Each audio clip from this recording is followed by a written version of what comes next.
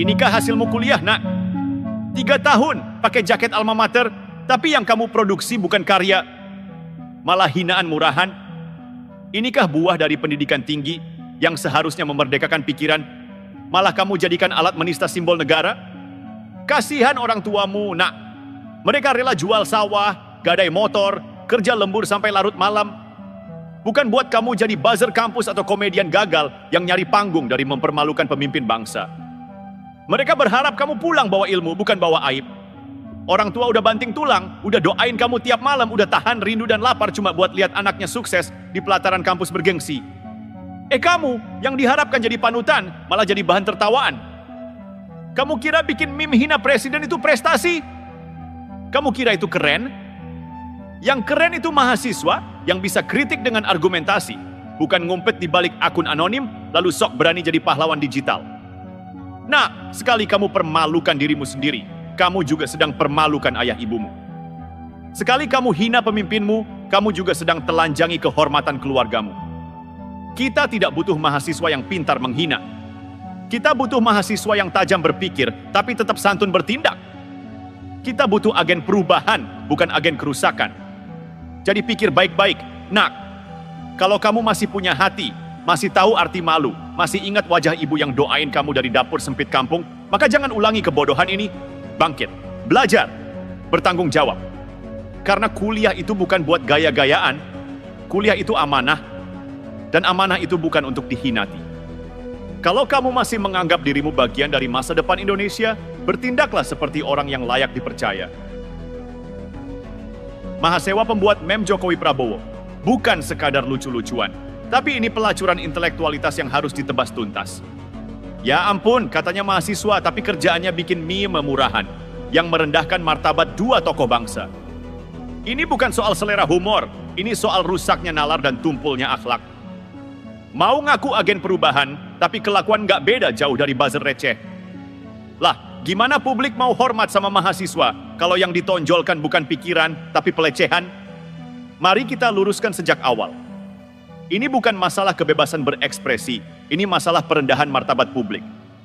Ini bukan soal kritik terhadap presiden atau wakil presiden. Ini tentang bagaimana cara kritik itu dilakukan. Ketika seseorang, apalagi mahasiswa dari kampus ternama seperti ITB, membuat dan menyebar meme berisi visualisasi ciuman antara Jokowi dan Prabowo, yang terjadi bukanlah kritik sosial, tapi penghinaan simbolik yang menjatuhkan martabat 2 figur negara. Ini bukan lucu, ini bejat. Apa hukum Indonesia membolehkan kritik? Tentu. Tapi apa hukum Indonesia membiarkan pelecehan simbolik terhadap pemimpin negara? Tidak. Dalam kerangka hukum positif kita, ada batasan yang jelas antara kritik konstruktif dengan penghinaan terhadap pejabat negara. Pasal 27 ayat 3 dan pasal 28G ayat 2. UUD 1945 memang menjamin hak atas kebebasan berekspresi, tapi pasal 310 dan 311 KUHP mengatur soal penghinaan, termasuk penghinaan yang dilakukan melalui media elektronik. Maka kalau ada yang bilang kasihan, mahasiswa itu jangan sampai dikriminalisasi, kita perlu bertanya balik. Kalau bukan ditindak tegas, lalu apa? Dibiarin, dikasih panggung, dikasih beasiswa, jangan main-main. Ini bukan soal balas dendam, ini soal penegakan etika publik dan hukum nasional. Karena kalau tindakan seperti ini cuma berujung pada pembinaan atau minta maaf, itu bukan solusi, itu pembiaran. Itu tanda negara tunduk pada pelecehan simbolik yang dikemas sebagai kebebasan. Maka perlu tindakan hukum yang terukur, terarah, dan tegas. Bukan balas sakit hati, tapi tegaknya keadaban publik. Di mana posisi mahasiswa dalam demokrasi? Mereka disebut agen perubahan. Tapi agen perubahan itu tugasnya mencerahkan, bukan menghina. Membuka ruang kritik, bukan mempermalukan ruang publik. Ketika mahasiswa malah menjatuhkan diri pada konten vulgar seperti ini, yang terjadi bukan kritik sosial, tapi pengkhianatan terhadap intelektualitasnya sendiri. Bukan hanya Prabowo dan Jokowi yang dilecehkan, tapi juga harkat seluruh civitas akademika. Ketika mahasiswa melakukan penghinaan terang-terangan terhadap simbol negara, yang rusak bukan hanya reputasi individu, tapi juga reputasi institusi pendidikan itu sendiri. ITB bukan sembarang kampus. Tapi kalau mahasiswanya tak bisa dibedakan dari netizen, pembuat meme receh, maka rusak sudah wibawa akademik.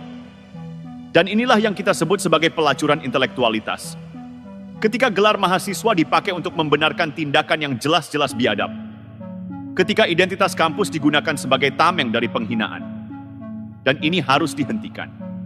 Sekarang, bukan besok, bukan setelah diskusi panjang, tapi sekarang. Langkah pertama, polisi harus bertindak berdasarkan hukum, bukan tekanan publik. Kalau ada unsur penghinaan dan pelecehan terhadap simbol negara, proses hukum harus berjalan. Jangan ragu, jangan takut dibilang anti kritik. Karena ini bukan kritik, ini penghinaan. Langkah kedua, ITB harus bersih-bersih rumah sendiri. Kalau hanya memulangkan, membina, dan menyuruh minta maaf, itu bukan sanksi. Itu pengalihan tanggung jawab. Harus ada sanksi akademik. Scores, layak. DO, bisa dipertimbangkan. Karena ini menyangkut nilai dasar. Apakah etika dan moralitas publik masih punya tempat di kampus, atau sudah tergadai pada kebebasan semu? Langkah ketiga, perlu dibangun kurikulum etika publik dan digital. Kalau mahasiswa tidak diberi pemahaman mendalam tentang batas antara kritik dan penghinaan, maka kasus seperti ini akan terus terulang. Dan setiap kali kita biarkan, satu persatu pilar moral publik akan runtuh. Perlahan tapi pasti. Mari kita ulangi. Kritik bukan berarti menghina. Kebebasan bukan berarti bebas seenaknya. Demokrasi bukan berarti vulgarisme. Mahasiswa itu pilar masa depan, bukan badut politik. Kalau mereka saja sudah kehilangan etika, maka jangan heran kalau ke depan kita punya pemimpin yang juga kehilangan akhlak. Tindakan mahasiswa ITB berinisial triple S ini bukan sekadar kekhilafan. Ini alarm. Ini peringatan. Bahwa kalau kita masih terus memaafkan tanpa mendidik, membina tanpa menindak, maka kita sedang mencetak generasi yang tak tahu bedanya kritik dan penghinaan. Jadi ini bukan soal satu orang mahasiswa. Ini soal bagaimana negara, kampus, dan masyarakat menegakkan nilai dasar bahwa kritik haruslah beradab. Dan kalau tidak, hukum harus bicara. Nah, sekarang kita bicara soal efek domino. Jangan anggap remeh. Jangan pernah remehkan satu tindakan amoral yang dikemas seolah-olah sebagai ekspresi. Karena kalau satu dibiarkan, yang lain akan ikut. Dan kalau itu terjadi, kita bukan lagi punya demokrasi, kita punya anarki yang dibungkus kata kebebasan. Apa yang terjadi kalau mahasiswa seperti Triple S lolos tanpa tindakan tegas? Efek pertama, normalisasi pelecehan simbolik. Masyarakat mulai menganggap bahwa membuat meme vulgar soal pemimpin itu sah-sah saja. Toh, cuma lucu-lucuan. Toh, cuma ekspresi pribadi. Inilah jebakan, inilah awal dari kehancuran etika publik. Lama-lama, siapapun bisa jadi target. Tokoh agama, pahlawan nasional, simbol negara. Semuanya bisa dijadikan bahan candaan murahan. Efek kedua, pelemahan institusi akademik. Kalau kampus tak mampu menegakkan nilai, lalu buat apa status perguruan tinggi? Kalau mahasiswa dibiarkan menjual akalnya untuk viralitas, lalu apa bedanya dia dengan selebgram rendahan? ITB, UI, UGM, IPB, semua kampus besar harus sadar bahwa integritas akademik itu harga mati. Kalau tidak, kampus berubah jadi pabrik konten provokatif, bukan tempat pembentukan karakter bangsa. Efek ketiga, kebencian makin dibenarkan sebagai bentuk ekspresi. Ini berbahaya, sangat berbahaya. Karena ketika kebencian dibungkus humor, masyarakat jadi tidak sadar bahwa mereka sedang dicekoki racun. Hari ini ciuman dua pemimpin. Besok bisa jadi meme pembantaian tokoh agama, bisa jadi parodi kekerasan simbolik yang jauh lebih keji.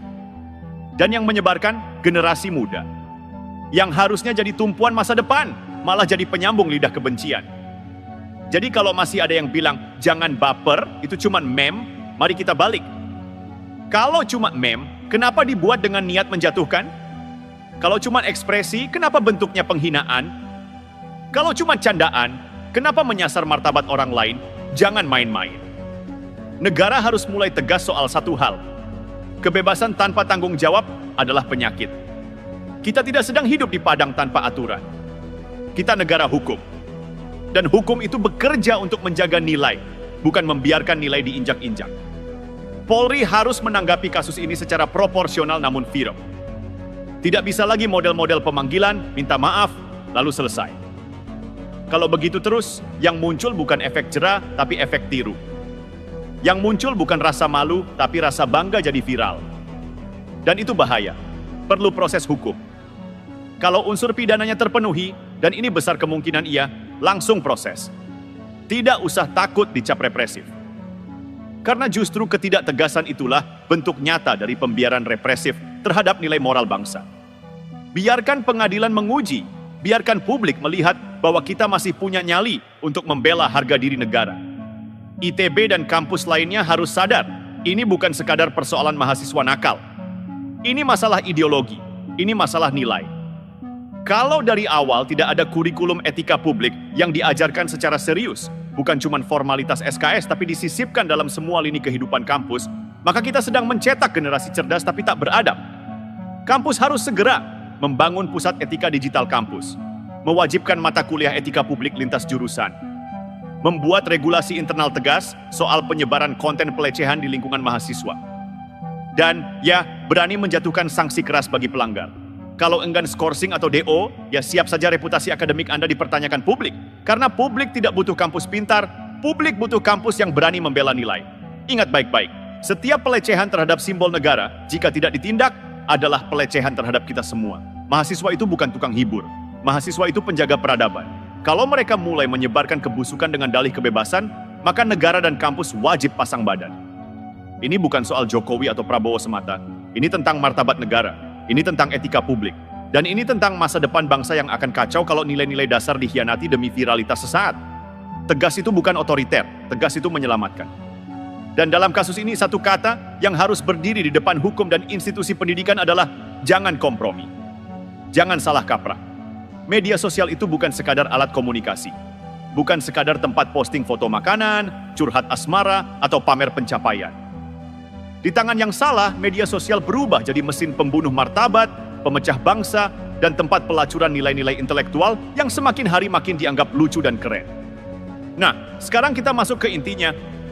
Bagaimana media sosial bisa jadi tempat paling efektif untuk menyebar racun kebencian yang dikemas dalam bungkus konten lucu? Kasus Triple S ini jadi contoh telanjang. Meme yang dia buat bukan sekadar lucu-lucuan. Itu serangan simbolik. Itu penghinaan yang dibalut humor agar lebih licin menyusup ke ruang publik. Dan sayangnya, banyak orang tertawa tanpa sadar bahwa yang mereka tertawakan adalah harga diri bangsa sendiri.